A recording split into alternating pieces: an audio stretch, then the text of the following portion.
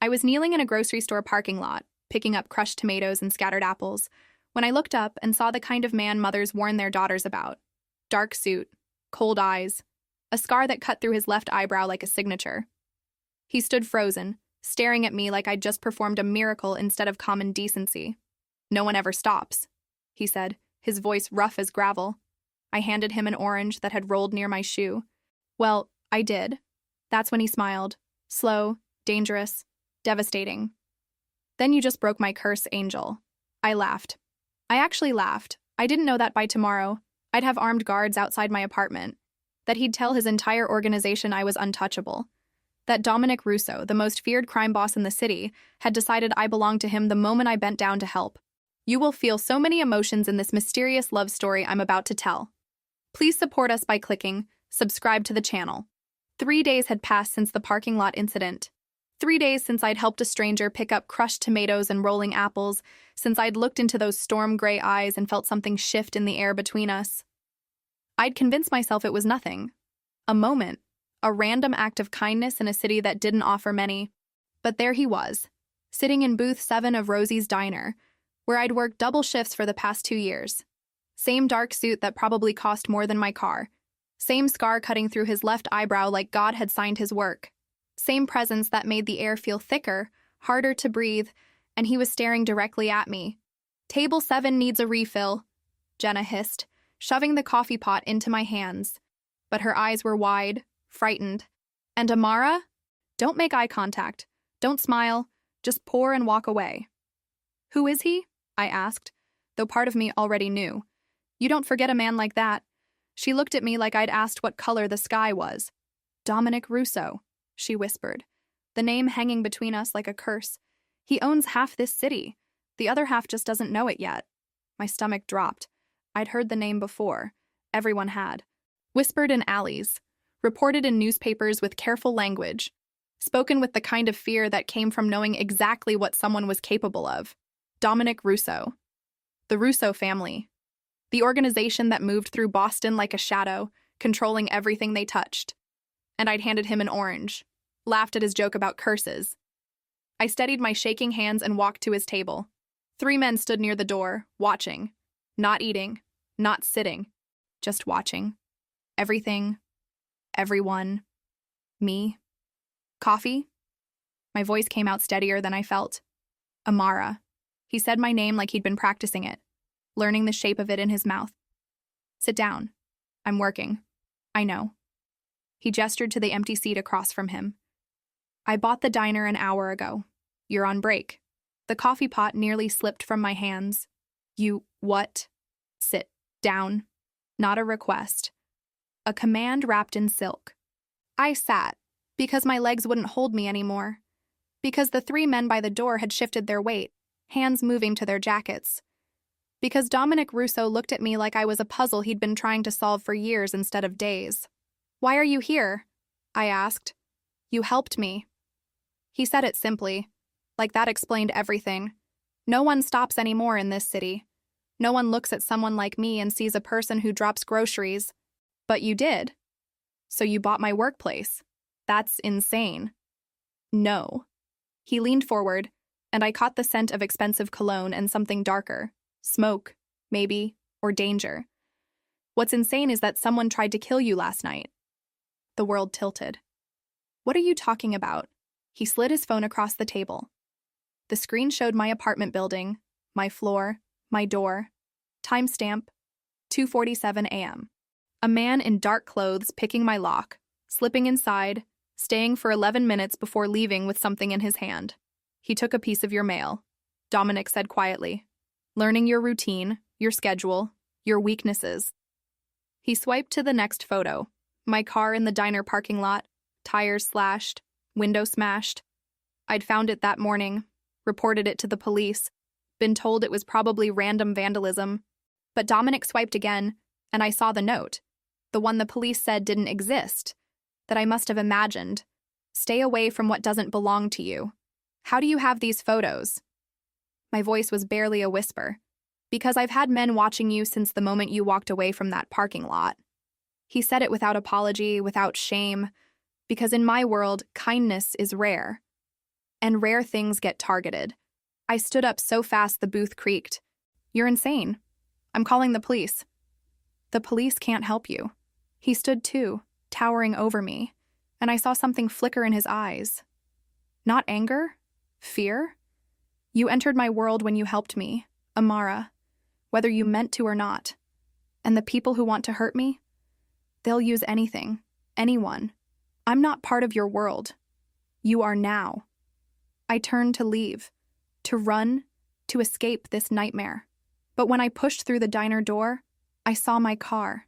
The slashed tires, the broken glass, and standing beside it, smoking a cigarette like he had all the time in the world, was a man I didn't recognize. He saw me see him and smiled. That's when Dominic's hand closed around my wrist, gentle but firm.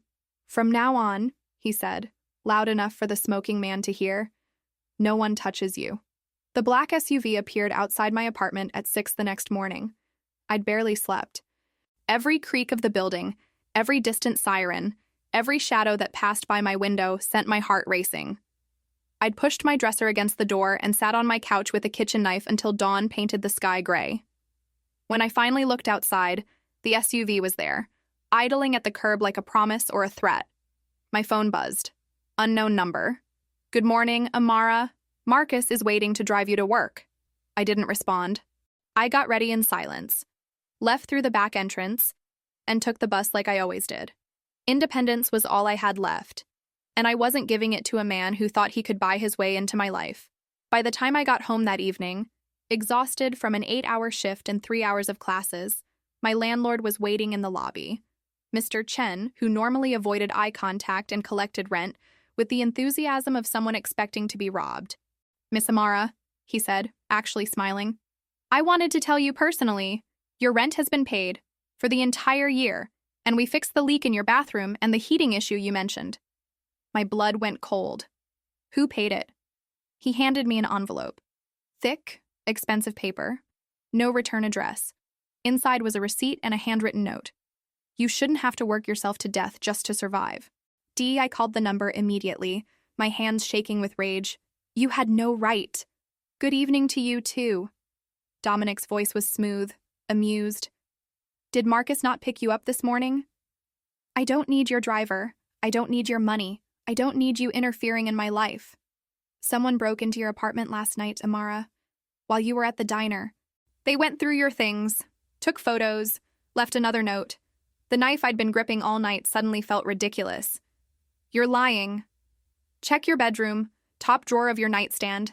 They left it there. I dropped the phone and ran. My hands fumbled with the locks, all 3 of them, the chain, the deadbolt. My apartment looked untouched, normal, safe, but when I opened my nightstand drawer, there it was, folded neatly on top of my journal. A photograph of me sleeping, taken from inside my room. Last night, on the back, in red ink, you were chosen as a message. I picked up the phone with numb fingers. What does that mean? It means you're not random, Amara. Someone is using you to get to me. And they won't stop until I'm destroyed or you're dead. He paused, and I heard something in his voice I hadn't heard before. Genuine concern. Let me protect you. Please. Protection looks a lot like prison from where I'm standing. Would you rather be free and dead? I wanted to scream at him, to tell him this was his fault, that I should never have stopped to help a stranger. But the photograph in my hand told a different story. Someone had been in my room, watching me sleep, close enough to kill me. What do you want from me? I whispered. I want you alive. Simple, direct, terrifying in its honesty. The next morning, I accepted the ride from Marcus. He was older than I expected, with kind eyes and a gentle manner that didn't match the gun I could see in his shoulder holster. He didn't try to make conversation, didn't ask questions, just drove me safely to work and waited in the parking lot until my shift ended. It went on like that for 3 days. The SUV, the watchful eyes, the feeling of being protected and trapped in equal measure. My student loans disappeared, paid in full. My credit card debt vanished.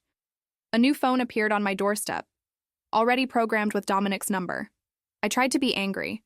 I tried to refuse. But every time I thought about sending it all back, I remembered the photograph. The man outside the diner. The note that said I was a message. On the 4th day, I woke to 17 missed calls, all from Dominic. When I called back, his voice was sharp, controlled panic. Where are you? Home? Where else would I be? Stay there, lock the doors, don't let anyone in. I'm sending… Dominic, what's happening? The silence stretched too long. Then, they took your sister. The world stopped. What? Emma? She's in Vermont? She's at college? She came to visit you. Surprise trip. She's been here since yesterday. His voice was steady, but I could hear the edge underneath. They grabbed her outside your building 2 hours ago. They left a phone with a message. What message? I was already moving, grabbing my keys, my jacket, that you were chosen as a message. And now they're making sure I receive it. Dominic picked me up personally, driving a black sedan with tinted windows that probably cost more than my entire life. He didn't speak as I climbed in, didn't offer empty reassurances. He just drove, his jaw tight, his knuckles white on the steering wheel. Where are we going? My voice sounded strange, hollow. Somewhere we can talk privately. He glanced at me, and for the first time, I saw him look uncertain. Somewhere they'll bring her. You're using my sister as bait. No, I'm trading myself for her. That shut me up. I stared at his profile. The sharp jaw, the scar, the man who controlled an empire built on fear and money. They'll kill you. Probably. He said it so calmly, like he was discussing the weather. But they'll let her go first. That's the code. What code? You're criminals. There is no code. He smiled, bitter and cold. Even criminals have rules, Amara. Especially criminals. It's the only thing keeping this city from burning down. He turned down a road I didn't recognize, heading toward the industrial district near the docks. The people who took Emma, they're not my enemies. They're my competitors. They want my territory, my connections, my power. But they don't want a war. This is their way of negotiating. By kidnapping a 20-year-old college student. By showing me they can touch what I protect. We pulled into a warehouse district that looked abandoned, the kind of place bodies turned up in crime dramas. My heart hammered against my ribs. I should have gone to the police. The police can't help you here. Dominic killed the engine and turned to face me fully. 3 of the men who took your sister are cops. 2 more are federal agents on my payroll. This is bigger than you understand, Amara, and I'm sorry you're caught in it. Then let me go. Let Emma go. Pretend you never met me. It's too late for that. He reached into his jacket and I flinched, but he pulled out a phone. They sent this an hour ago. The video showed Emma, blindfolded and tied to a chair in what looked like an office. She wasn't crying. Emma never cried, even when our mother died, even when we had nothing. But I could see the fear in the set of her shoulders. A man's voice, distorted and mechanical, spoke over the image. Dominic Russo protects a woman who showed him kindness. How sweet, how weak. Bring yourself, alone, to the Riverside warehouse at midnight. We'll trade the girl for you. Come with anyone else, and we'll send her back in pieces. The video cut off. I felt sick. And I won't let them hurt her, Dominic said quietly. I swear to you, Amara, whatever happens to me, Emma walks out safe. Why? The question burst out of me. Why do you care? You don't know us. We're nothing to you. He looked at me for a long moment, something unreadable in his gray eyes. You're not nothing. Before I could respond, headlights flooded the car. 3 black vans surrounded us, moving with military precision. Men in tactical gear emerged, faces covered, weapons drawn. My scream died in my throat. Dominic didn't move. Stay in the car. No matter what happens, stay in the car. Dominic. He was already out, hands raised, walking toward the center van like he was taking a casual stroll. The men converged on him, patting him down, removing 2 guns, a knife, and something that looked like a phone but probably wasn't. They were rough, professional, thorough. Then the center van's back door opened, and Emma stumbled out. I lunged for the door handle, but it was locked from the outside. I could only watch as my sister, blindfolded and terrified, was pushed forward. She nearly fell, but Dominic caught her, steadied her, whispered something in her ear. She nodded. One of the masked men stepped forward, taller than the others, moving with authority. He pulled off his mask, and I gasped. I knew that face. I'd seen it on the news, in newspapers, at city council meetings. Detective James Morrison, decorated cop, war hero, pillar of the community. Russo, Morrison said, his voice carrying across the warehouse lot. You're getting predictable in your old age. Caring about people. It's a weakness. Let the girl go, Morrison. This is between us. The girl goes when I'm satisfied. Morrison walked a slow circle around Dominic. Predatory. You've been a problem for a long time. Taking territory that doesn't belong to you. Disrupting arrangements that were working fine. Making people nervous. Is that what this is about? Territory? This is about sending a message. Morrison stopped in front of Emma, ran a gloved hand down her hair. She flinched. That the great Dominic Russo can be touched. That the people he protects can be taken. That he's not a god, just a man. Message received, Dominic said, his voice tight. Now let her go. Morrison smiled. Then he pulled out a gun and pressed it to Emma's head.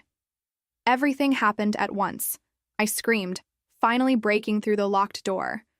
Dominic moved, faster than should be possible, tackling Morrison. Gunfire erupted, not from Morrison's men, but from the shadows around us. The tactical team went down in seconds. Clean headshots, professional execution, more vehicles appeared, more men. These ones I recognized from the diner, from outside my apartment. Dominic's men. When the chaos cleared, Morrison was on his knees, hands zip-tied, surrounded. Emma was in my arms, shaking but alive, and Dominic stood over the detective, his face a mask of controlled fury. You forgot the first rule, Morrison, Dominic said softly. I never assume I play fair. He'd been wearing a wire. Every word, every threat, every confession recorded and transmitted to someone Dominic trusted. Morrison's career was over. His life probably was too. Dominic turned to me, blood on his shirt from a graze wound I hadn't noticed. Your sister's safe. I'm having her driven back to Vermont tonight with protection until this is over. This? I gestured at the warehouse, the bodies, the wreckage of what had almost been a massacre. This is your normal. This is my world, he corrected. And you're in it now, whether you like it or not.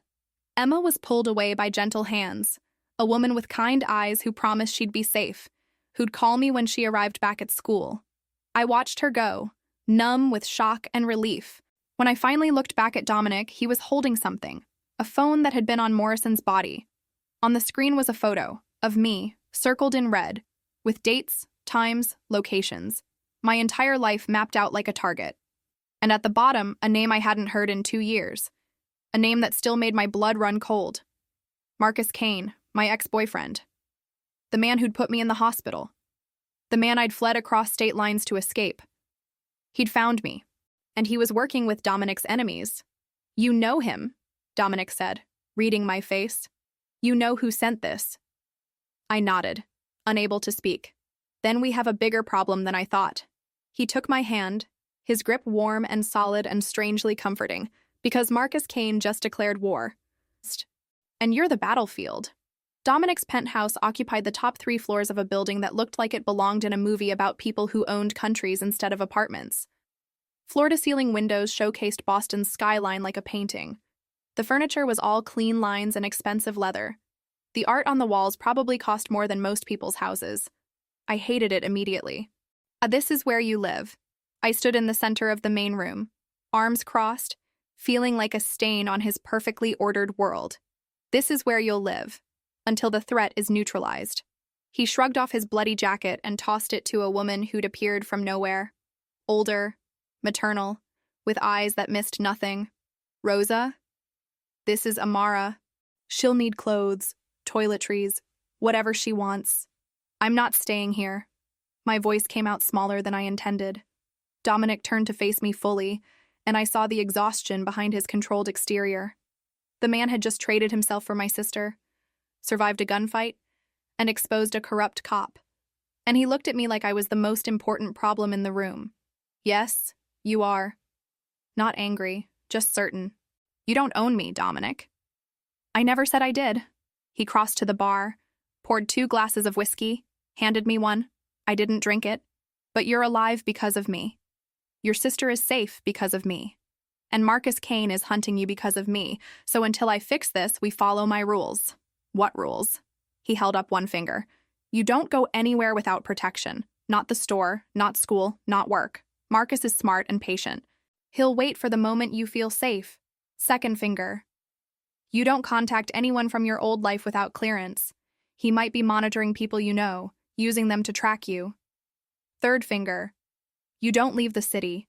If you run, I can't protect you. And he will find you. He found you once already. I wanted to throw the whiskey in his face. I wanted to scream. Instead, I said, "And what's my rule?" He raised an eyebrow. Your rule? You get 3. I get 1. I stepped closer, using anger to mask fear. You don't lie to me. About anything. Not the danger, not the violence, not what you really want from me. Because if I'm trapped in this world, I deserve to know the truth about it. Something shifted in his expression. Surprise? Maybe? Or respect? Deal. So tell me the truth right now. Why do you care? I'm just some random woman who helped you pick up groceries. That doesn't explain all this. I gestured at the penthouse, the protection, the war he was starting on my behalf. Dominic was quiet for a long moment, staring out at the city lights. Do you believe in curses, Amara? No, neither did I, until everyone I trusted betrayed me. He said it matter-of-factly, like reciting a grocery list. My business partner stole from me for 3 years. My accountant sold my information to competitors. My lawyer worked with the FBI to build a case against me. My fiancé tried to have me killed. He turned back to me, and I saw something raw in his face. I started to think I was poison, that anyone who got close to me would eventually turn. That trust itself was a weakness I couldn't afford. Then I dropped some groceries in a parking lot, I said quietly. Then you stopped. You looked at me like I was just a man who needed help. You expected nothing. You wanted nothing. You just... He trailed off, searching for words. You were kind, for no reason except kindness. So I'm what? You're proof that good people exist? You're proof that I'm not completely cursed. He smiled, sad and small. Or at least, I thought you were, until I realized I'd dragged you into my nightmare.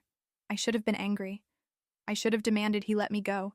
Consequences be damned.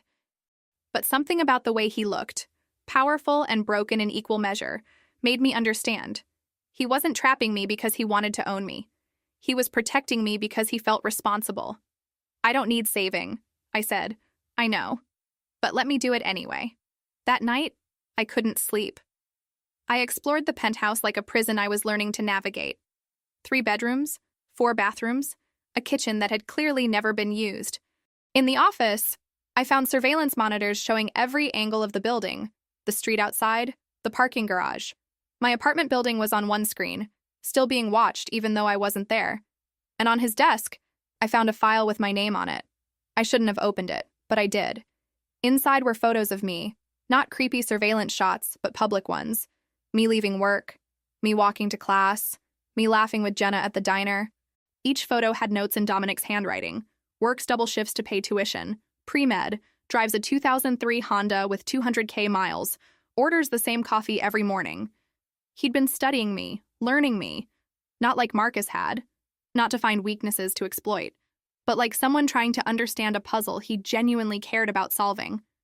At the bottom of the file was a note I wasn't supposed to see. She deserves better than this world, better than me, but I can't let her go. Can't sleep. I spun around. Dominic stood in the doorway, now wearing sweatpants and a t-shirt that made him look human instead of mythical. His hair was damp from a shower. The scar on his eyebrow was more visible without his usual armor of expensive suits. Why do you have a file on me? I held it up, accusatory, because I needed to know how to protect you. No apology, just honesty, our rule. This is more than protection, Dominic. This is obsession. Maybe. He crossed to the desk, took the file from my hands, looked at his own notes like he was seeing them for the first time. You scared me, Amara. I scared you.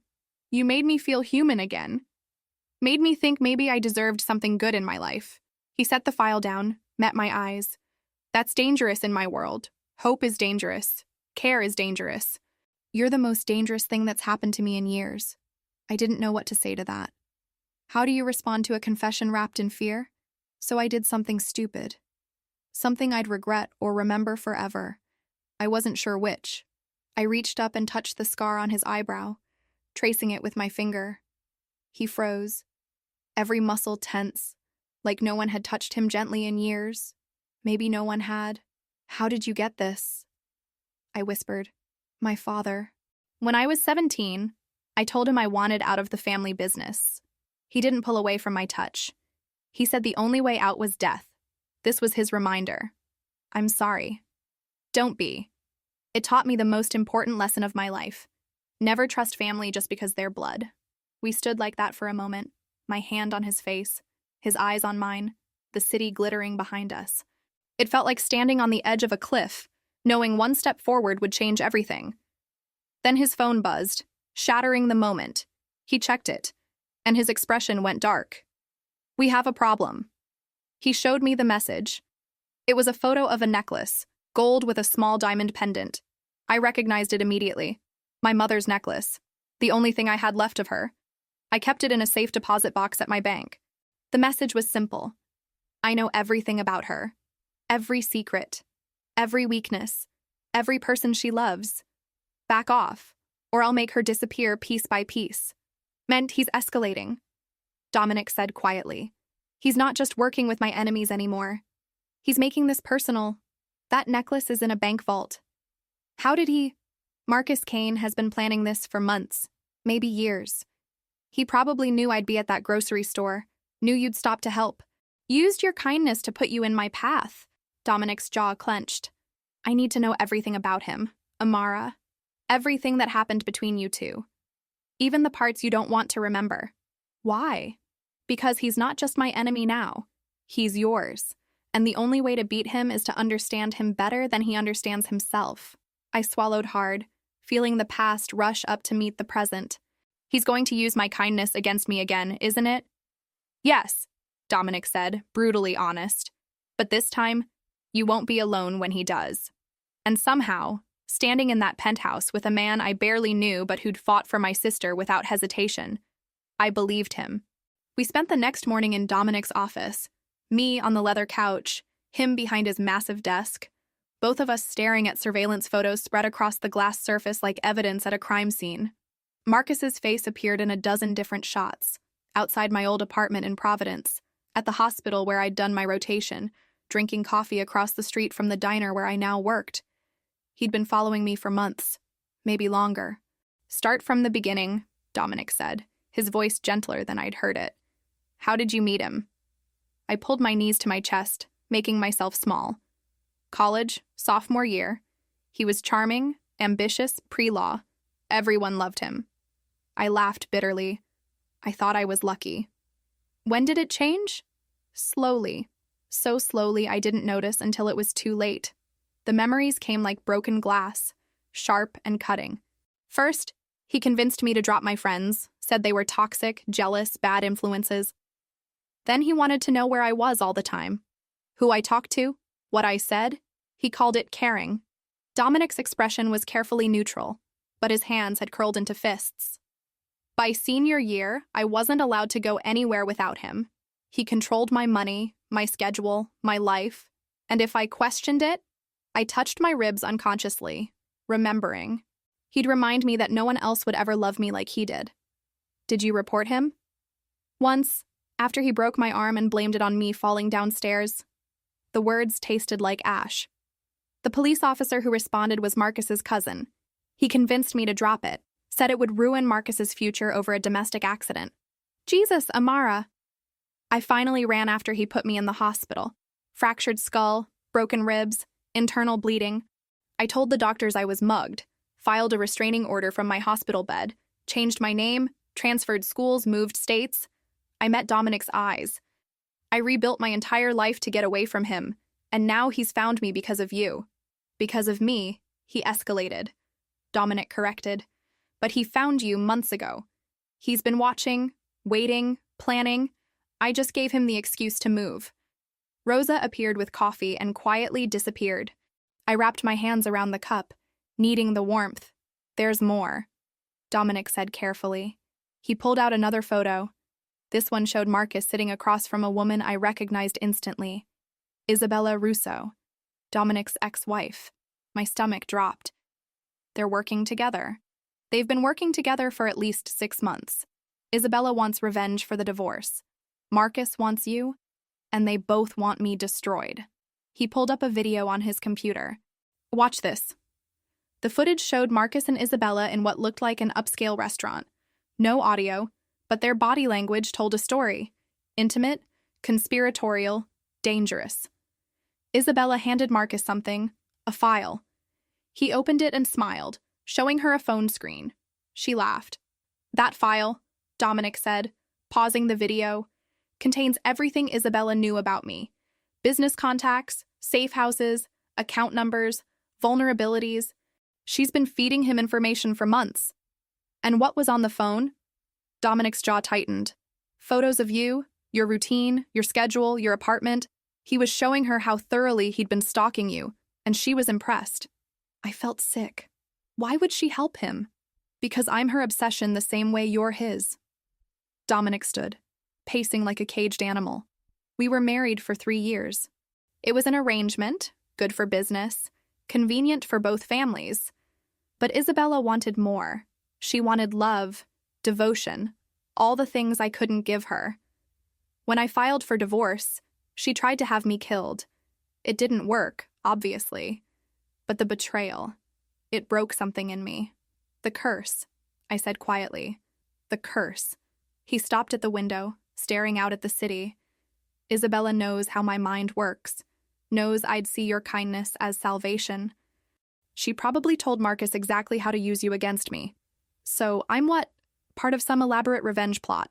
You're the weapon they think will destroy me. He turned back, and his expression was raw, honest. And they're right. Because I can't let them hurt you, Amara. Even if it costs me everything. Before I could respond, his phone rang. He answered, listened, went very still. When? Pause. How many? Longer pause. I'll handle it. He hung up, and I saw real fear in his eyes for the first time. What happened? Emma never made it back to Vermont? The world stopped. What? You said she'd be safe? You promised? The car was intercepted 2 hours outside the city. My men are dead. Emma's gone. He was already moving, grabbing his jacket, his gun. Marcus left a message at the scene. He wants to trade. Trade what? He looked at me, and I knew the answer before he said it. You for her, tonight, alone. Then let's go. No. Firm, absolute. This is exactly what he wants, Amara. You, vulnerable and desperate, walking into his hands. He doesn't want to kill you. He wants to take you back, break you again, own you. I don't care. Emma's in danger because of me. Emma's in danger because Marcus Kane is a psychopath who sees people as possessions. Dominic grabbed my shoulders, forcing me to look at him. If you go to him, he wins. You'll spend the rest of your life in a cage, and he'll kill your sister anyway just to complete your isolation. Then what do? We outsmart him. Dominic pulled out his laptop, fingers flying across the keyboard. Marcus thinks he's planned for everything. But he made one mistake. What mistake? He assumed I'd follow the rules. Dominic pulled up a map, showed me a location marked in red. The trade is supposed to happen at the old Riverside warehouse at midnight. Neutral territory, no witnesses, clean exchange. But I own that warehouse. Have for years. Isabella knows that, which means Marcus knows that. They're expecting me to show up with you, thinking it's my turf advantage. He smiled, cold and calculating. So I'm going to give them exactly what they expect, just not the way they expect it. He made 3 phone calls in rapid succession, speaking in clipped sentences I couldn't fully follow. Then he turned back to me. Here's what's going to happen. You're going to put on a wire and a tracking device. You're going to meet Marcus at the warehouse. You just said, let me finish. You're going to meet him and let him think he's won. You're going to record every word he says, his confession, his plans, his involvement with Isabella, everything we need to destroy him legally. Dominic's eyes were hard as steel. And while he's gloating, my men will extract Emma from wherever they're holding her. By the time Marcus realizes it's a trap, he'll have confessed to kidnapping, assault, conspiracy, and enough charges to put him away for life. And if something goes wrong, if he realizes what I'm doing, Dominic touched my face, gentle despite the violence we were planning. Then I'll burn the whole city down to get you back. That's a promise. That's insane. That's love in my world, Amara. Absolute and unforgiving. I should have been terrified. I should have run. But looking at Dominic, at this dangerous, broken man who'd declared war for me, who'd traded himself for my sister without hesitation, I realized something that changed everything. I trusted him. Okay, I said. Let's do it. He kissed my forehead, brief and fierce. You're braver than anyone I've ever known. Or stupider. Maybe both. He checked his watch. We have 8 hours. Rosa will help you get ready. I need to coordinate the extraction team. As I headed toward the bedroom, he called after me. Amara. I turned. When this is over, when Emma's safe and Marcus is in prison, you can leave. Walk away from all of this. From me. I won't stop you. His voice was steady, but I saw the fear underneath. But I need you to know. Meeting you didn't break my curse. You were never part of some pattern of betrayal. Then what was I? The exception? He said it simply, like it was the most obvious truth in the world. You were always the exception. Hours later, dressed in black jeans and a jacket hiding enough technology to run a small surveillance operation, I stood outside the Riverside warehouse. My heart hammered so hard I could hear it in my ears. The wire itched against my skin. The tracking device felt heavy in my pocket. And then Marcus stepped out of the shadows, and I was 22 years old again, small and scared and trapped. Hello, baby, he said, smiling like he'd just won the lottery. I knew you'd come back to me. You always do. Behind him, I saw movement. Emma, tied to a chair, very much alive. The relief nearly broke me. Let her go, Marcus, I said, proud that my voice didn't shake. You have me. That's what you wanted. What I wanted, he said, crossing toward me with that familiar predatory grace, was to teach you a lesson. You don't leave me, Amara. You don't get to rebuild your life and pretend I never existed. You're mine. You've always been mine. I'm not your property. No. He grabbed my arm, hard enough to bruise. Then why are you here? Why did you walk into my trap like a good little girl? Because unlike you, I actually care about people. He laughed, pulling me closer. That's always been your weakness, your stupid, bleeding heart. You helped Dominic Russo in a parking lot. Do you know how easy it was to set that up? To pay a homeless guy to bump into him at the exact moment you walked by? The wire caught every word. I forced myself not to react. You orchestrated that. Why? Because Isabella Russo promised me a fortune if I could destroy her ex-husband. And the best way to destroy a man like him, give him something to care about, then take it away. Marcus stroked my hair, and it took everything in me not to flinch. But then I realized something better. Why settle for money when I could have you back and destroy Russo at the same time? You're insane. I'm in love. He said it like they were the same thing. And now, we're going to walk out of here together. We're going to disappear. And if Russo or anyone else tries to follow, your sister dies. I have 3 men on her right now with very specific instructions. Marcus. Shh. He pressed a finger to my lips. No more talking, no more fighting. You're coming home, Amara, where you belong. That's when the lights cut out, and all hell broke loose.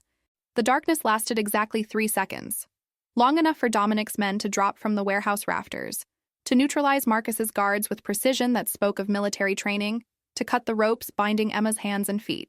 When the emergency lights flickered on, Marcus was on his knees, surrounded by 6 armed men, with Dominic standing over him like an avenging angel. You shouldn't have touched her sister, Dominic said quietly. I ran to Emma, who collapsed into my arms. Are you okay? Did they hurt you? I'm fine, she gasped, but I could feel her shaking. Amara, what the hell is happening? Long story, I'll tell you everything, I promise. Dominic pulled the recording device from my jacket, held it up for Marcus to see. Every word, every confession, conspiracy, kidnapping, assault, extortion. I have enough here to put you away for 20 years without even trying. Marcus laughed, actually laughed, wild and unhinged. You think I didn't plan for this? You think I don't have insurance? Your insurance is named Isabella Russo, and she's currently being arrested by federal agents in her apartment. Dominic crouched to Marcus's eye level. Did you really think I didn't know about your little partnership? I've known for months. I let it play out to see how far you'd go. The color drained from Marcus's face. That's impossible. No, it's strategic. Dominic stood, brushed invisible dirt from his suit. See, Marcus, you made one critical error. You assumed I'm limited by morality, by conscience, by the rules that govern normal people. But I'm not normal. I'm the monster you tried to use as a weapon. He gestured, and one of his men handed him a tablet. He showed Marcus the screen, footage of Isabella being led away in handcuffs, federal agents carrying boxes from her apartment. She's going to testify against you to save herself, Dominic continued conversationally. She's going to tell them everything, how you approached her, how you planned this together, how you've been stalking Amara for over a year. And when they pull your phone records, your banking information, your travel history, he smiled, cold and satisfied. Well, the evidence is rather damning. You son of a... Marcus lunged, but he didn't get far. Dominic's men subdued him in seconds, professional and efficient. Take him to the location, Dominic ordered. The police will find him there in exactly 1 hour. Make sure all the evidence is documented. As they dragged Marcus away, screaming, threatening, promising revenge, Dominic turned to me and Emma. His expression softened instantly, the monster receding to reveal the man underneath. Are you both all right? Emma looked between us, clearly trying to process everything. You're Dominic Russo, the Dominic Russo. I am. And you and my sister are... complicated, I said. Catastrophically complicated, Dominic amended. But safe. You're both safe now. An ambulance arrived. Dominic had thought of everything. Paramedics checked Emma over while I stood apart, suddenly exhausted, running on adrenaline fumes and borrowed courage. Dominic found me by the warehouse entrance, staring out at the city lights reflecting off the river. Thank you, I said quietly, for saving her, for all of this. Don't thank me yet. His voice was grim. This isn't over, Amara. What do you mean? Marcus is arrested. Isabella's arrested. Watch. He pulled out his phone, showed me the news. My stomach dropped. Breaking. Federal corruption investigation targets. Dominic Russo. Anonymous source provides evidence of money laundering. Weapons trafficking authorities say they have witness testimony and documentation. Marcus's insurance, I whispered. He planted evidence. Not planted. Fabricated. But well done. Dominic scrolled through articles, each one more damning than the last. The evidence is digital. Transactions that never happened. Communications I never sent. Testimony from people I've never met. But it's comprehensive enough that law enforcement has to investigate. Can you prove it's fake? Eventually. But the damage is immediate. He showed me another headline. Russo organization stock plummets. Business partners distance themselves. So Marcus and Isabella spent months building this trap.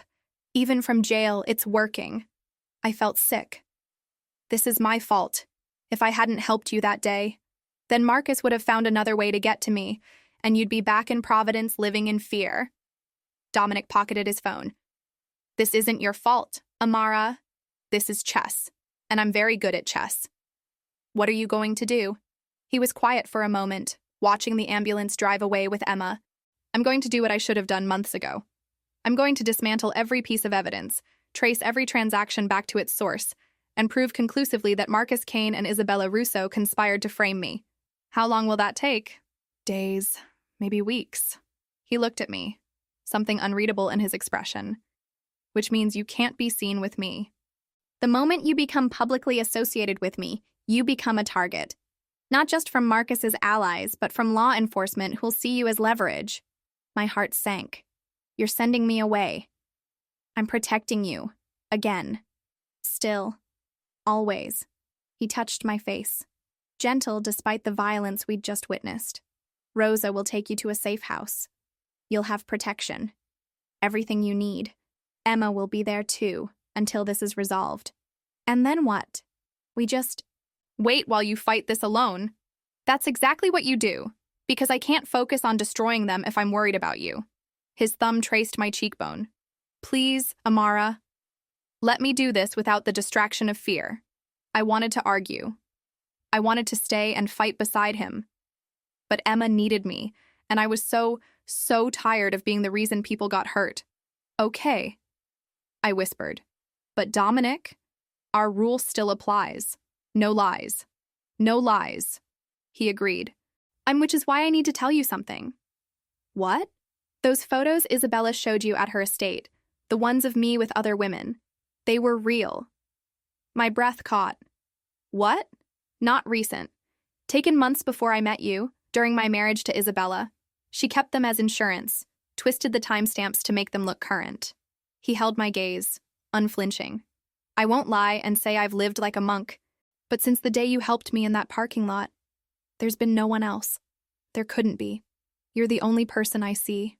It shouldn't have mattered. We weren't together. We barely knew each other, but something in my chest loosened anyway. Thank you for telling me. Thank you for listening. He stepped back, rebuilding the walls I'd seen crack. Rosa will be here in 10 minutes. Try to get some rest. This isn't over, but you've done your part. Let me do mine. The safe house was actually a beach house 2 hours north. Beautiful, isolated, surrounded by Dominic's men pretending to be landscapers and contractors. Emma and I spent 3 days in a surreal bubble of safety and uncertainty, watching the news for updates, jumping every time the phone rang. On the 4th day, Dominic's lawyer arrived with documents. Mr. Russo wanted you to see these, he said, spreading papers across the dining table. We've traced every piece of fabricated evidence back to its source. Marcus Kane hired a firm in Eastern Europe to create fake financial records. Isabella Russo paid 3 former associates to give false testimony. Together, they built an elaborate fiction. Can you prove it? I asked. We already have. He showed me another headline. New evidence suggests Russo was framed in elaborate revenge plot. Marcus and Isabella made one critical error. They got greedy. They fabricated too much evidence, too perfectly. Real criminal activity is messy, inconsistent. Their fake evidence was pristine. It raised red flags with federal investigators. So Dominic's cleared. Not yet, but the investigation has shifted focus to Marcus and Isabella. They're both being charged with conspiracy, fraud, obstruction of justice, and about a dozen other counts. The lawyer smiled slightly. Mr. Russo is very thorough when he's motivated. Over the next week, I watched Dominic dismantle his enemies with surgical precision. He didn't destroy them with violence. He destroyed them with evidence, with law, with the very system they'd tried to weaponize against him. Every news cycle brought new revelations. Marcus's history of abuse, documented and corroborated. Isabella's attempts to embezzle from the Russo organization during their marriage. The network of paid witnesses who'd been promised money for false testimony. By day 10, Marcus Kane and Isabella Russo were facing decades in prison. By day 12, the charges against Dominic were formally dropped. By day 14, he appeared at the safe house door, looking exhausted and victorious and human. It's over, he said simply. Emma tactfully disappeared upstairs. I stood in the doorway, studying the man who'd turned my life inside out. The evidence cleared you, I said, completely. The FBI is even apologizing, which is almost unprecedented. He smiled, tired but real. Marcus and Isabella are done. Their legal teams are scrambling to negotiate plea deals, and your restraining order has been upgraded with federal backing. He'll never touch you again. So I can go home? You can go anywhere you want. He said it carefully, like each word cost him something. Your apartment is yours. I had it cleaned and secured, but I've removed all surveillance. Your car is repaired. Your life is yours again, Amara, exactly as it should be. And you? I go back to my world. You go back to yours. The curse breaks for real this time. You helped me. I protected you. Everyone survives. His smile didn't reach his eyes. It's the best possible ending. Is it? It's the one where you're free. That's all that matters. I should have thanked him. Should have walked away, reclaimed my life, put this nightmare behind me. But something in his expression, resignation, loss, acceptance of loneliness, stopped me. What if I don't want to be free of you? The words came out before I could stop them. He went very still. Amara, you said I could ask questions. No lies. So answer me this. Was any of it real? The protection, the care, the way you looked at me like I mattered? All of it. His voice was rough. Every single moment. Then why are you pushing me away? Because you deserve better than this. The words burst out of him, raw and honest. You deserve a normal life with a normal man who doesn't have enemies and blood on his hands. You deserve safety and peace and a future that doesn't involve armed guards and constant danger. You deserve everything I can't give you. What if I get to decide what I deserve? He looked at me like I was breaking his heart. Then you're making a terrible mistake. Maybe. I stepped closer, crossing the threshold that had separated his world from mine. But it's my mistake to make. You gave me back my freedom, Dominic. I'm choosing to use it. To do what? To stay. Not forever. Not in your penthouse like some captive princess. But in your life, in whatever way makes sense. Because you were wrong about one thing. What's that? You're not cursed. You're just careful. And maybe... I touched his face, that scar I'd traced before. Maybe you need someone who's careful too. Someone who knows what it's like to rebuild trust from rubble. He caught my hand, held it against his cheek. I'm dangerous, Amara. I know. People will always try to use you against me. I know. I can't promise you normal. Good, I said. Normal is overrated. I want real. He kissed me then, finally, desperately, like I was oxygen and he'd been drowning. It wasn't soft or gentle. It was honest, which was better. When we finally broke apart, he was smiling. Actually smiling. You're insane, he said. Probably. But so are you. I smiled back. We'll figure it out together. And somehow, standing in the doorway of that safe house with the man who'd fought a war for me, I believed it.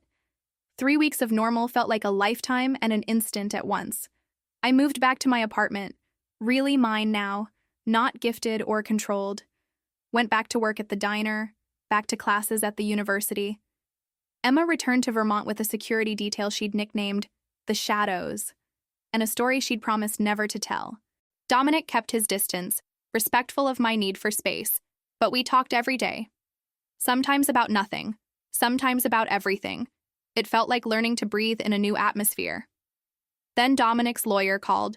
We have a problem, Vincent said without preamble.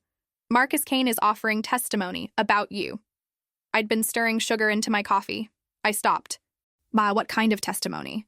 He's claiming you were complicit in a conspiracy to frame Isabella Russo, that you seduced Dominic deliberately, fed him false information about Marcus, and manipulated the entire situation to your advantage. Vincent's voice was carefully neutral. It's nonsense, obviously, but it's also compelling nonsense. The prosecution is interested. My hands started shaking. He's lying. I know. Dominic knows. But Marcus has manufactured just enough evidence to make it plausible. Doctored communications, timeline inconsistencies, testimony from Isabella corroborating his story. A pause. They're offering you a deal. Testify against Dominic as a cooperating witness. Claim he coerced you into the conspiracy. Enter witness protection. In exchange, they'll drop all potential charges. There are no potential charges. I didn't do anything. I believe you. But prosecutors build careers on cases like this. And a woman manipulated by a crime boss, forced to participate in a revenge plot, finally finding the courage to testify. Vincent sighed. It's a compelling narrative, even if it's fiction. What does Dominic say? He says it's your choice. He won't influence you, won't pressure you. If you take the deal to protect yourself, he'll understand. And if I don't, then you'll need to prove where Dominic really was during the key dates of Marcus and Isabella's fabricated timeline. You're his alibi for 3 critical nights. Without your testimony, the prosecution might successfully argue he had opportunity to commit the crimes they originally accused him of. I felt the trap closing around me again. So my choices are: betray Dominic and disappear into witness protection, or defend him and risk Marcus successfully framing me as a co-conspirator. Essentially, yes. That's not a choice. That's a nightmare. Welcome to the legal system, Vincent said dryly. You have 48 hours to decide. I'm sorry, Amara. I wish I had better options. After he hung up, I sat in my apartment for a long time, staring at nothing. Marcus was still playing games from his prison cell, still trying to control me, own me, destroy me if he couldn't have me, and now he was using the legal system as his weapon. Dominic appeared at my door 3 hours later. I'd been expecting him. "Vincent called you," I said, letting him in. He did. Dominic looked exhausted, older than his years. "And I need you to hear me very clearly. If you take the deal, I'll understand. Your safety matters more than my reputation, my freedom, or anything else. I will not be another person who traps you." "You're not trapping me." "Marcus is." "Then let me handle Marcus." Something dangerous flashed in his eyes. "There are ways to make this problem disappear." "No." I grabbed his arm. "No violence, no shortcuts. We do this right, or we don't do it at all. Even if right means you in witness protection, we never see each other again."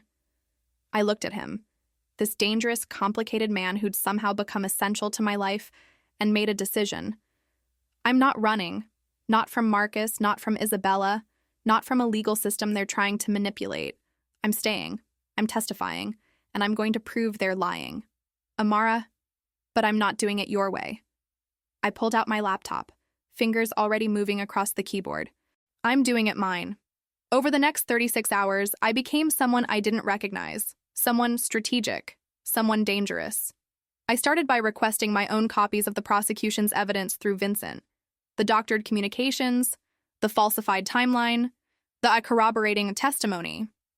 I studied every detail, looking for inconsistencies, for the cracks in Marcus's carefully constructed fiction. And I found them. The communications were supposedly from my email account, but the metadata showed they'd been sent from IP addresses I'd never accessed, during times I could prove I was somewhere else. Marcus had been sloppy, or desperate. He'd created the evidence but hadn't perfectly aligned it with reality. The timeline claimed Dominic and I had met weeks before the parking lot incident, but I had receipts, timestamps, even a parking ticket from that exact day proving I'd been nowhere near Boston until that afternoon. Isabella's testimony corroborated Marcus's story, but her version contradicted his in 3 key details. Small things, easy to miss, but glaring once you looked closely. They'd coordinated their lies, but not well enough. "It's not enough," Vincent said when I showed him. "It creates reasonable doubt, but it doesn't definitively prove their story is fabricated." "Then we need more," I said. "We need someone inside, someone who knows the truth." "Who?" I pulled up a photo. Marco DeLuca, the man who'd been accused of being the mole in Dominic's organization, the one who'd been cleared, but who'd lost everything in the accusation: friends, reputation, trust. "He hates Dominic," Dominic said carefully. "Blames him for ruining his life." "Exactly. Which means Isabella and Marcus might have approached him." I looked at Dominic. "What if they offered him money, revenge, a chance to hurt you? What if he said yes but kept records?" "That's a lot of what ifs." "It's all we have." Finding Marco took 6 hours and 3 intermediaries who demanded payment just to make the introduction. When I finally sat across from him in a dimly lit cafe, he looked broken, older than his years, bitter and alone. "Why should I help you?" he asked bluntly. "Dominic destroyed me. Even after he cleared my name, no one trusts me. I have nothing." "Because Marcus Kane and Isabella Russo used you," I said. "They set you up as a scapegoat, fed you false information, made you look suspicious so the real mole could operate freely. And now they're doing the same thing to me." Something shifted in his expression. "You have proof? I have suspicions. What I need is evidence. Did they approach you? Did they offer you anything?" Marco was quiet for a long time. Then, slowly, he pulled out a phone, old, battered, clearly not his main device. "They contacted me 3 months ago, offered me money to testify against Dominic. Said they'd frame it as whistleblowing, make me look like a hero. Did you accept?" I pretended to. Wanted to see how far they'd go. He scrolled through messages, showed me screenshots.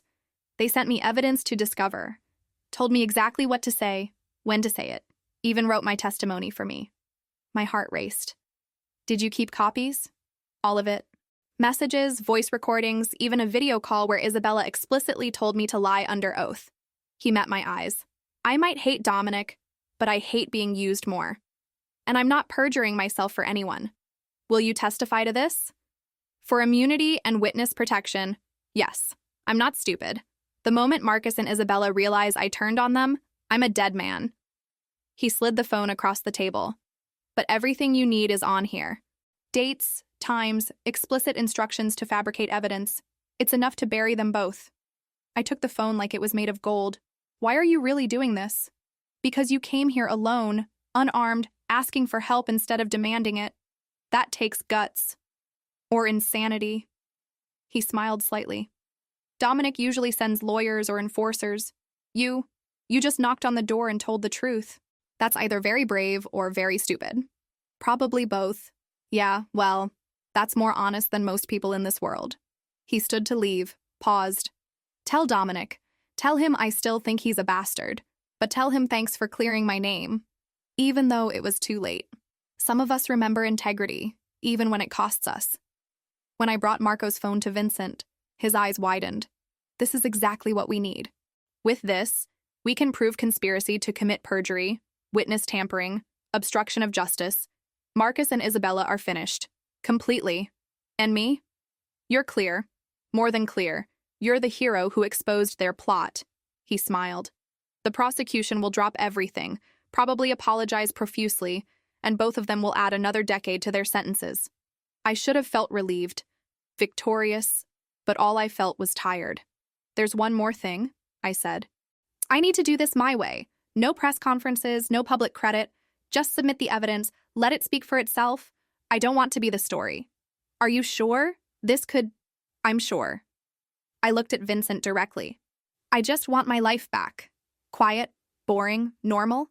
Can you arrange that? I can try. It took 2 more weeks for everything to resolve. Marco testified in a closed session, his evidence so damning that Marcus and Isabella's lawyers immediately began negotiating plea deals. The charges against Dominic were permanently dismissed with a formal apology from the prosecutor's office. And I became a footnote in the case, a witness who'd provided corroborating evidence, nothing more.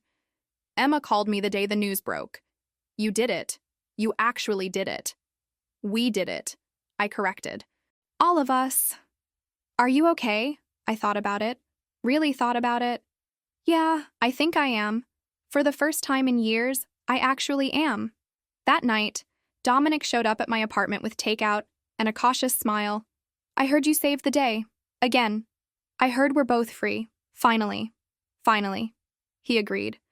We ate in comfortable silence, the kind that comes from sharing trauma and survival. When we finished, he said quietly, I have something for you. He handed me an envelope. Inside was a deed to my apartment building. You bought my building. I bought it and transferred it to your name.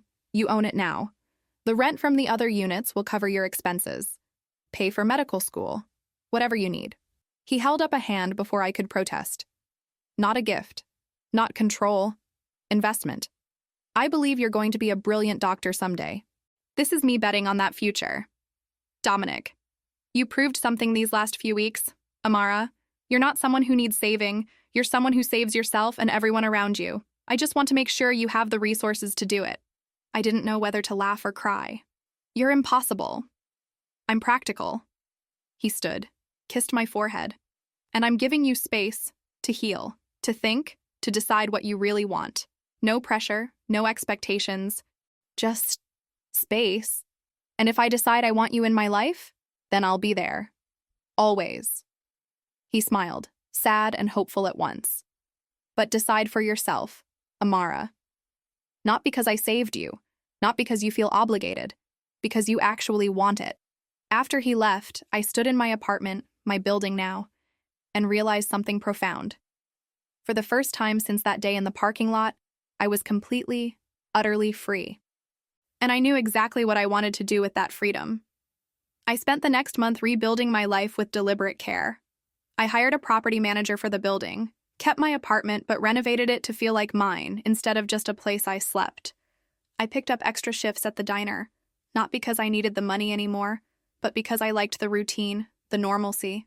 I threw myself into my medical school applications, wrote essays about resilience and survival without mentioning any of the details that would make them unbelievable. Emma visited twice, both times with her shadows trailing discreetly behind. "How long do I need security?" she asked on the second visit. "Vincent says another few months, just until Marcus and Isabella's trials are complete." I handed her coffee the way she liked it. Too much sugar, too much cream. "Are you okay? Really okay?" "I have nightmares sometimes, about the warehouse, about thinking I'd never see you again." She smiled, but it didn't quite reach her eyes. "But my therapist says that's normal, and I'm dealing with it. We both are." "We are?" I agreed. "We're survivors. We're more than that. We're fighters."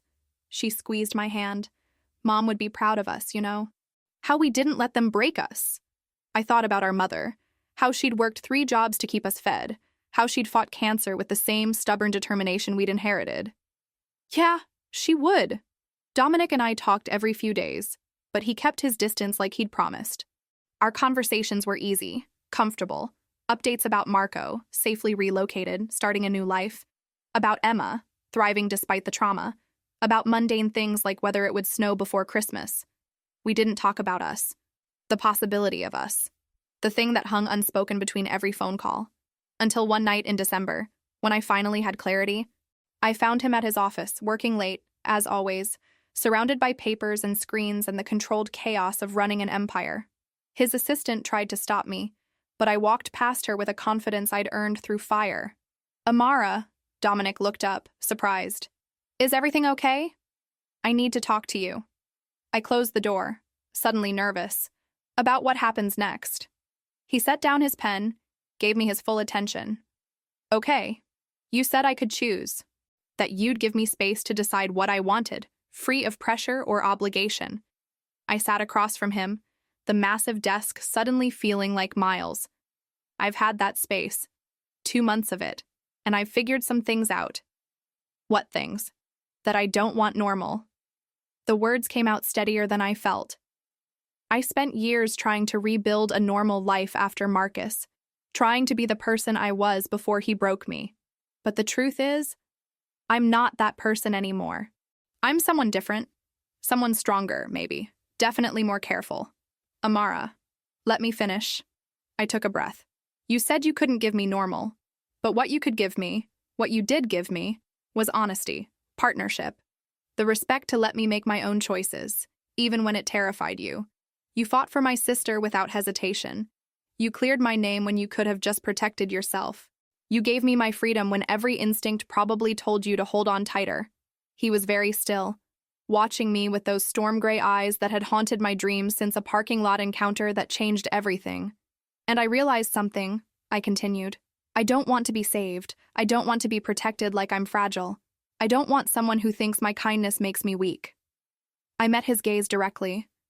"I want someone who sees my strength, who trusts me to fight beside him instead of hiding behind him. Someone who knows the difference between protection and control." "What are you saying?" "I'm saying I choose you. Simple, direct, true. Not because I owe you, not because I'm grateful, not because I'm still scared and need someone dangerous in my corner. I choose you because you're brilliant and broken and honest. Because you looked at a stranger in a parking lot and saw salvation instead of opportunity. Because you're trying so damn hard to be better than your circumstances made you." Dominic stood slowly, came around the desk. "I'm still dangerous, Amara. My world is still violent. People will still try to hurt you to get to me." "I know. But I'm not as breakable as people think." I stood too, meeting him halfway. "And I'm tired of running from danger. I'd rather learn to face it with someone I trust." "You trust me?" He said it like he didn't quite believe it. "Completely." I touched his face, that familiar scar. "You broke your curse, Dominic. Not because I showed you kindness, but because you chose to see it instead of suspicion. You chose to protect me instead of using me. You chose honesty when lies would have been easier. So what now?" His voice was rough with emotion he usually kept buried. "Now we figure it out together. Not you protecting me, not me being your weakness. Partnership equals." I smiled. "And we start by going on an actual date. Dinner, conversation, no life or death situations. Think you can handle that?" He laughed. Actually laughed, the sound surprised out of him. "I can try." "Good. Friday night, And Dominic? I stepped back, creating space. You pick the restaurant. I want to see your world when it's not on fire. I want to know the man, not just the myth. The man is far less impressive than the myth. I doubt that. I headed for the door, paused. Oh, and one more thing. Next time you drop your groceries, you pick them up yourself. I'm done with meet cutes involving produce. His smile was the last thing I saw before I left. Warm, genuine, devastating. Friday arrived with an unseasonable snowfall that turned Boston into something from a postcard. Dominic picked me up in a car he drove himself. No driver, no guards, just him in jeans and a sweater that made him look human instead of mythical. Where are we going? I asked as we drove through streets lined with holiday lights. Somewhere normal, he said with a slight smile. You said you wanted to see my world when it's not on fire. This is my secret. I'm actually incredibly boring when no one's trying to kill me. He took me to a small Italian restaurant in the North End, the kind of place with checkered tablecloths and candles and wine bottles. We ate pasta and drank wine and talked about everything except the nightmare we'd survived. His childhood in a family that valued power over people. My dreams of becoming a doctor who treated patients in underserved communities. His guilty pleasure for terrible action movies. My inability to keep houseplants alive despite my best efforts. It was normal. It was perfect. It was real. Thank you, I said over dessert, tiramisu we were sharing with 2 forks. For this, for respecting what I needed. Thank you for taking a chance on someone like me. He caught my hand across the table. I know I'm not what anyone would consider a safe choice. Safety is overrated. I laced my fingers through his. I'd rather have honesty and danger than comfortable lies. We were leaving the restaurant when I saw him, a man in the shadows across the street, watching us with familiar intensity. My heart seized, old fear rising before logic could catch up. Dominic felt me tense, followed my gaze. It's okay. That's Victor, one of my men. Old habits. He squeezed my hand. I promise space and normalcy, but I can't quite bring myself to leave you completely unprotected. Not yet. Is that okay? I thought about it. Really thought about it.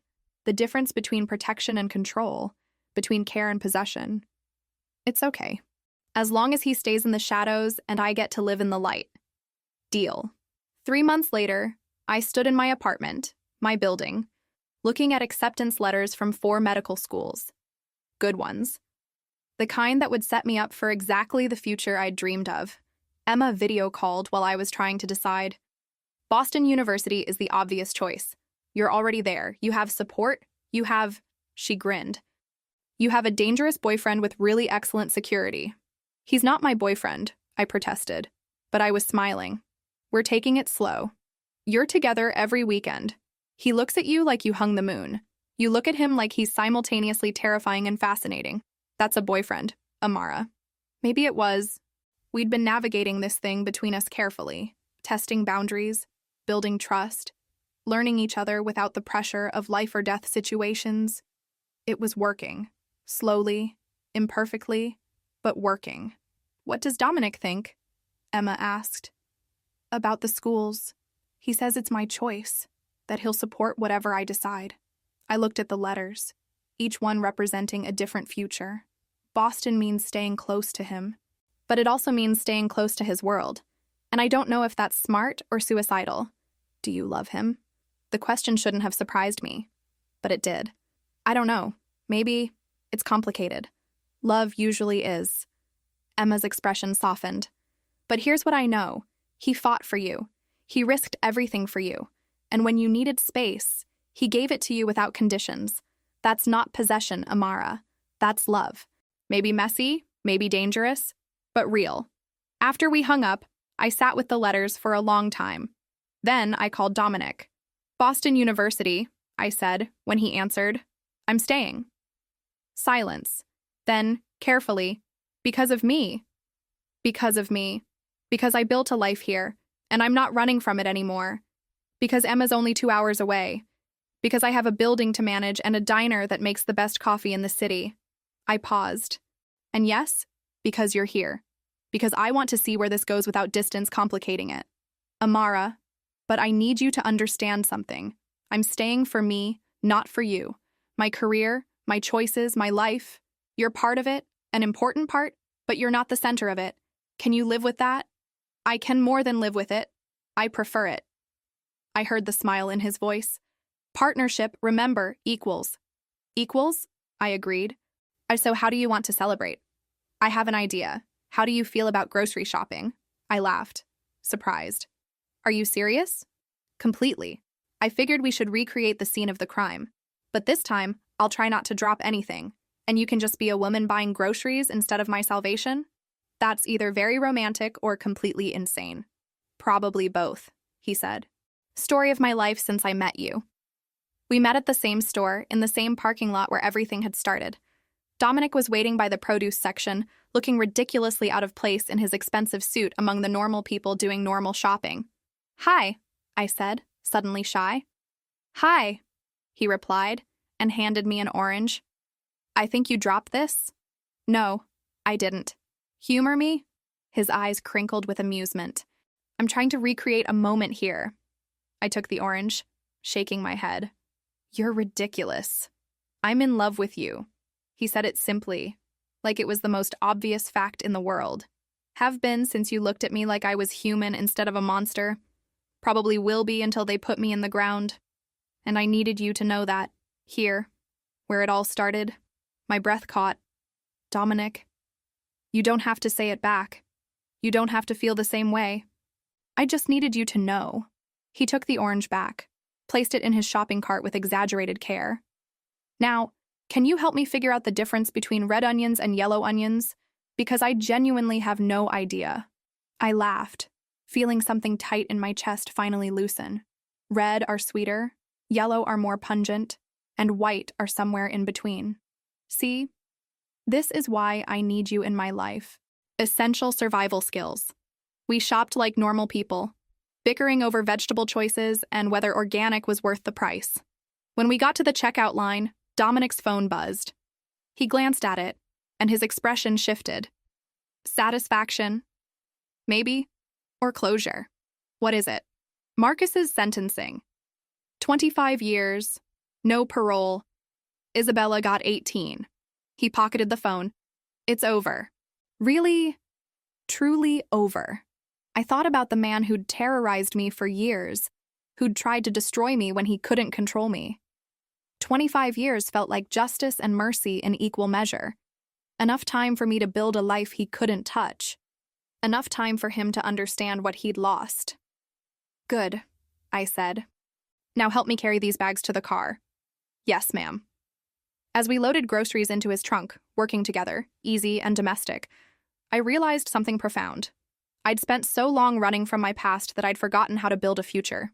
But here, in a grocery store parking lot with a reformed crime boss who looked at me like I was the answer to questions he'd stopped asking, I was finally ready. Not for a fairy tale, not for easy or simple or safe, but for real. For honest, for a life built on choices instead of fear. Dominic? I said as he closed the trunk. Yeah. I love you too. The words felt huge and terrifying and right. I don't know what that means for us, or how we make this work, or if we'll survive the complications. But I love you, and I'm choosing to stay. He pulled me close, kissed me like we had all the time in the world instead of a parking lot audience of confused shoppers. When we finally broke apart, he was smiling, really smiling, joy replacing the controlled distance he usually wore. Does this mean I'm allowed to carry your groceries? Only if you can manage not to drop them. No promises? You're very distracting. 6 months later, I started medical school. A year later, Emma graduated college and moved to Boston, taking an apartment in my building with only mild security concerns. 2 years later, Dominic officially went legitimate, selling off questionable businesses, investing in legal ventures, building an empire that wouldn't land him in prison. It wasn't perfect. We fought about his overprotectiveness, about my independence, about how to balance his dangerous past with our hopefully less dangerous future. We went to therapy, together and separately, working through trauma and trust issues with professionals who'd seen worse. But we survived. More than that, we thrived. And sometimes, late at night in the penthouse that had become ours instead of his, Dominic would tell me I'd broken his curse. That meeting me had changed everything. I'd always correct him. I hadn't broken anything. I'd just shown him that kindness without agenda still existed in the world. That trust, once shattered, could be rebuilt with patience and honesty. That he was more than his worst moments and his family legacy. The real curse had been believing he was irredeemable.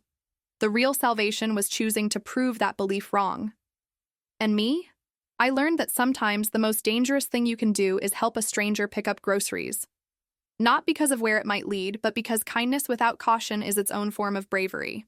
I'd been kind to a stranger, and it had nearly destroyed me. But it had also rebuilt me into someone stronger, someone certain, someone who knew the difference between love and possession. Dominic Russo had been my catastrophe and my salvation in equal measure, and I wouldn't change a single moment of it. If you made it to the end of this story, let us know in the comments which city you're watching from, and click the yellow bell to subscribe to the channel and support us. Keep the adventure going by clicking on the suggested video on your screen.